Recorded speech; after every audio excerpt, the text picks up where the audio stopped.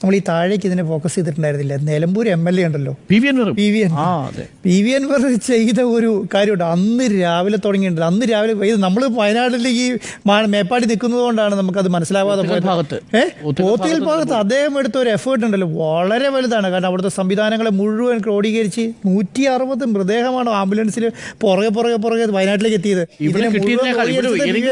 കിട്ടിയതിനേക്കാൾ കൂടുതൽ ഇവിടെ ഏതെങ്കിലും ഒരു സ്ഥലത്ത് കിട്ടിയതിനേക്കാൾ കൂടുതൽ എത്ര വലിയ തെരച്ചിലാണ് നടത്തുന്നത്. കാരണം ഞാൻ ഒരു ഫോട്ടോ ഉണ്ട്, ആരെന്നറിയോ, നമ്മുടെ DYFIന്റെ ജില്ലാ സെക്രട്ടറി മൃതദേഹം ചോദിച്ചുകൊണ്ടിരുന്ന ഒരു ഫോട്ടോയുണ്ട്.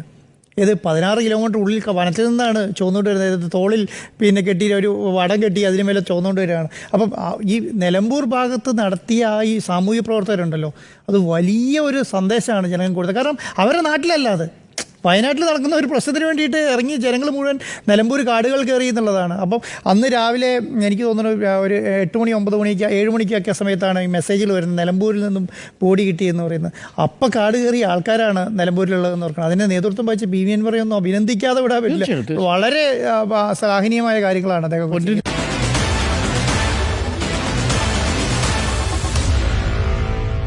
Meet the editors.